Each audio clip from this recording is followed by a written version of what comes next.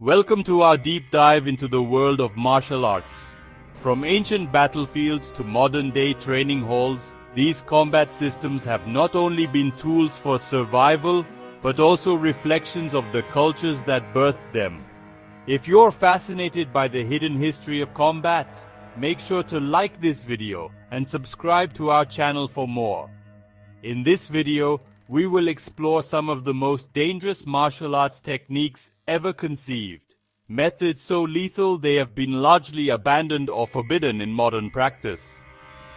Get ready to learn about the fierce warriors who mastered these deadly arts and the reasons these techniques remain shrouded in history. We begin with Dimmak, a technique also known as the death touch. Known for its focus on striking vital pressure points, Dimmak has a rich history intertwined with traditional Chinese medicine and the principles of acupuncture, with origins often traced to the Shaolin Temple. The core principle involves striking specific nerve clusters and energy meridians to disrupt the body's essential functions with what appears to be minimal force. While accounts of a single, delayed action touch causing death are likely dramatic exaggerations, the foundational concept is rooted in anatomical science. A precise and forceful strike to certain locations, such as the vagus nerve or the carotid sinus in the neck, can indeed cause a severe physiological reaction, including a drop in blood pressure or cardiac arrhythmia. The targets are often the body's most tender and vulnerable points, known in acupuncture as shi points. As a result, Dimmak is less a mystical art and more a highly advanced application of anatomical knowledge for self-defense. The reasons for its exclusion from modern sport are clear. The technique is particularly dangerous and its effects can be unpredictable. In a regulated athletic environment designed for competitor safety, allowing strikes that target the body's life-sustaining systems presents an unacceptable risk of severe, irreversible internal damage. This is why the secrets of Dimmak were traditionally passed only to the most trusted students. From the Hawaiian Islands comes a martial art known as Kapu or Lua. Its primary focus is on bone breaking and joint manipulation. This ancient combat system was a closely guarded secret reserved for the Koa, the elite warriors tasked with protecting the Hawaiian nobility. The name Kuialua, which translates to 2 hits, reflects its core tactic, an initial strike to stun an opponent, followed by a second, disabling blow intended to break a bone or destroy a joint. Lua is a complete system for self-defense, incorporating joint locks, throws, and pressure point strikes.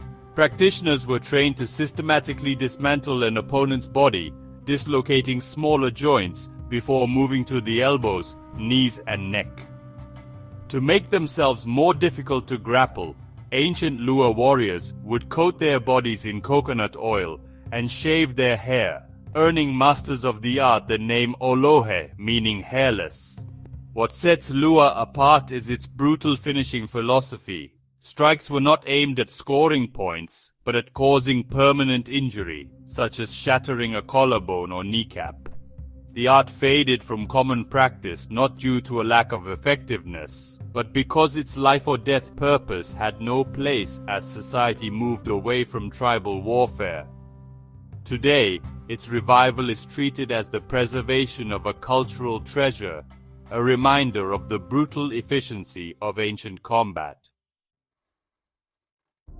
Some techniques are not complex or esoteric. Their effectiveness lies in their brutal simplicity. The throat strike is a prime example of this. Utilized in self-defense systems like Krav Maga and traditional karate, a direct blow to the throat is one of the most dangerous techniques in unarmed combat, designed to end a confrontation immediately. The target is the trachea, or windpipe, an extremely vulnerable structure with minimal natural protection. A sharp blow from the edge of the hand, knuckles, or palm can crush the cartilage. The immediate result can be a collapse of the airway, rendering breathing impossible. Even if not immediately fatal, the subsequent swelling of the tissue can lead to suffocation. This technique is universally banned in combat sports, including MMA and boxing, because the margin for error between a disabling blow and a lethal one is virtually non-existent. Unlike a strike to the jaw, from which a fighter can recover, a crushed trachea is a medical emergency with a high probability of a fatal outcome. This highlights the clear line combat sports have drawn between regulated competition and a raw struggle for survival. Originating from the Khmer Empire over 1,000 years ago, Bokator is an ancient Cambodian martial art. Its name translates to pounding a lion, alluding to its immense power. What makes Bokator unique is its foundation in animal styles. Practitioners emulate the movements of animals such as tigers, crocodiles, and horses, creating a combat style that is incredibly effective and unpredictable. Each animal form serves a specific tactical purpose. The tiger style emphasizes ferocious clawing strikes, while the crane focuses on balance and precision. This mimicry was developed for the battlefield, where psychological disruption of an opponent was as crucial as physical power. Bokator is a complete combat system employing a vast arsenal of strikes, kicks, and grappling techniques. It was never a sport, it was an art of war. Its decline was precipitated by the Khmer Rouge regime in the 1970s, which nearly eradicated Bokator by targeting its masters in an attempt to erase Cambodia's cultural history. For decades, it was practiced only in secret. Furthermore, its complex and theatrical movements have little place in the streamlined efficiency of modern combat sports. Yet its fluid and creative style demonstrates how an opponent's rhythm can be shattered by techniques they cannot anticipate. Modern karate is often perceived as a system of linear punches and kicks. However, the original Okinawan art was a far more brutal system of self-defense, containing deadly applications that were simplified or removed over time. Gichin Funakoshi, the founder of Shotokan Karate, acknowledged revising the art to make it suitable for physical education, a transition that saw some of its most dangerous techniques set aside. Two notable examples are the Boshi Ken, thumb fist, and the Sumasaki Geri, toe tip kick. The Boshi Ken is a specialized strike using the hardened joint of the thumb to target small vital areas like the throat or neck with piercing accuracy. The Sumasaki Geri is a kick delivered with the hardened tips of the toes, not the ball of the foot. This required years of intense conditioning, enabling a master to strike an opponent's ribs or groin with devastating force. These techniques were removed for reasons of practicality and safety.